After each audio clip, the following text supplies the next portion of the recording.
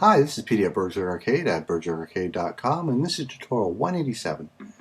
Now, in the last tutorial we left off, I was playing around with my resources folder, and I went ahead and changed the hair. All the prefabs, I renumbered them so we didn't have the zeros in front of it, and it just saves me a bit of trouble having to pad all the numbers with, well, zeros. And of course, now that I'll look at it, I didn't actually start my hair sets at 0. I started them both at 1, the index in the set and the set itself. And I really don't want to go through and have to renumber them all, so I'm just going to leave them that way and account for that in the code itself. So let's go ahead and we'll head into MonoDevelop. And we'll go into the hair class and we'll scroll down to the function we were working on. Which is right here. We're just about to add the number of the set and the index in the set for that hair we wanted. So let's take another quick look, and the format is the set underscore index. Now we know we have, what, 12 sets? Yes, 12 sets, and there's 5 styles per set. So we can just come up here, and I'm just going to say int hairstyle, well, let's just say hair set is equal to, and we're going to take the number that we're on, so the selected hair mesh, we'll divide it by 5, and then we're also going to come down here and create an int, and we're going to say hair index. And this is going to be equal to the selected hair mesh, and we'll use the modulus, and we'll say 5. So this should get us our set, and this should get us our index in the set. Now they're not going to be quite right because these are going to be based off of, well, if we would have started our numbers at 0, but since I started them at 1, I'm going to have to add 1 to them. But for now, let's just get it set up and take a look to see what's actually being outputted. That's a little too far. So I'll add this. Then we need to add an underscore.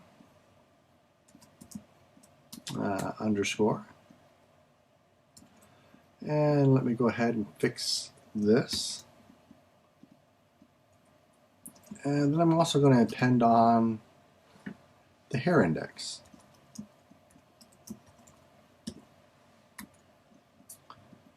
And I'm actually going to add a debug statement, which will be this exact same path, just so I can see what's being created here.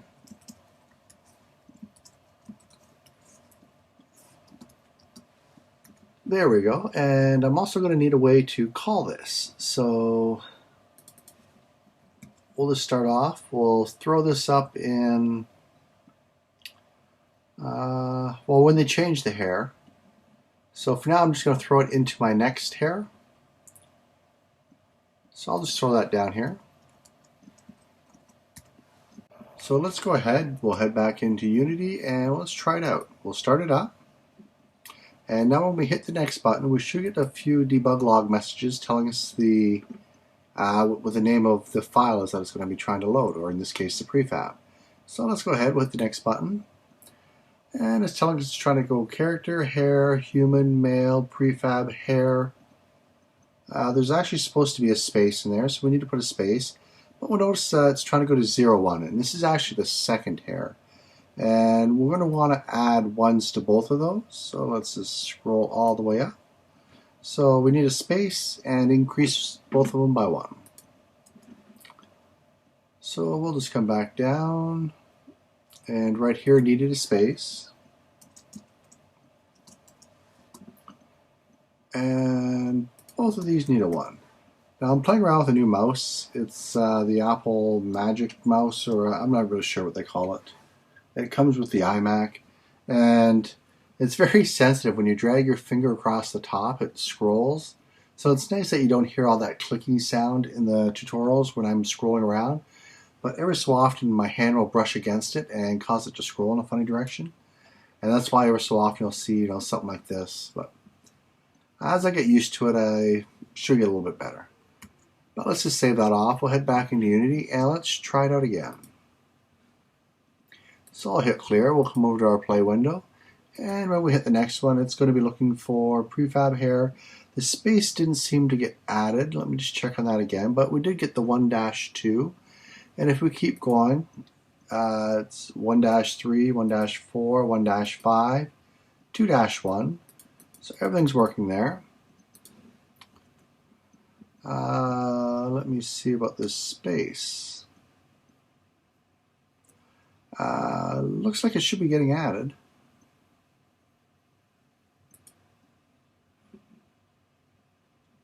It does not appear to be down here. Did I save it? I did save it. Let me just throw something in there. I just want to see if the space is being omitted in the debug log statement.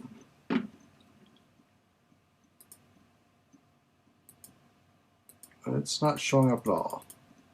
And that's because I didn't actually add it to the debug statement. I'm just adding it to what's actually loaded. So let's just go ahead and throw this in, our debug statement. And there's that scroll I was mentioning. And that goes right here, I believe. Yeah, I got one space too many there. It doesn't really matter. It's just I want it to not have two. So we'll start it up, and this time it should be fine. And there we go.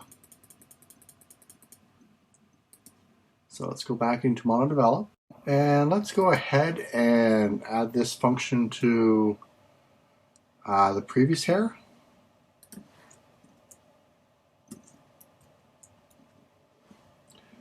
And let's also add it to when it starts up.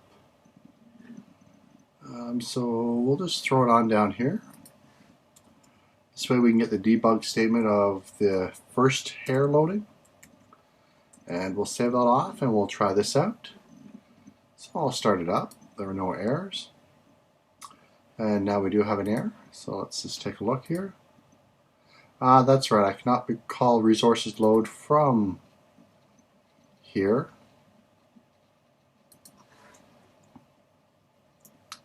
From our constructor. So we'll have to find another spot to place that. But for now, let's just go ahead and make sure the previous part's working, and it should be. And we'll start it up. And we're still getting a null reference because apparently I deleted it from the wrong spot.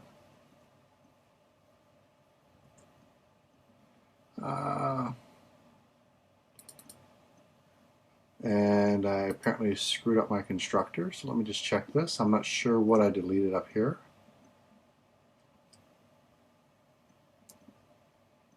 I think I just deleted it from the wrong spot. So we'll save that off. We'll come back in. We'll clear the console. And it seems to be working now. So if we go backwards, it's loading up 12.5. And of course, if we go forward again, it should be 1.1. Great. So let's go back into MonoDevelop. Now there's a couple things we got to think about here. One is we're going to need a way to call that function at the start so that it loads up the initial hair. And another thing is how exactly are we going to handle the putting of the hair on our model? We could pass in a reference to the model into this class and have this class add the hair to it. Or we could actually load up all the hair and then pass the proper hair out with the proper hair color on it to whatever called this function and just have it add whatever's passed back onto it. Another way we could do it is actually just construct the string of basically the path right here of where the hair is and just pass that back as a string and let the other class that called this load the hair up and attach it. And that actually might be a better idea. It gets rid of having to load our hair up on the initial run, and it will probably work a little bit better. We don't have to, since we won't have all these resource loads and all these different other scripts, we'll only have it in the one script.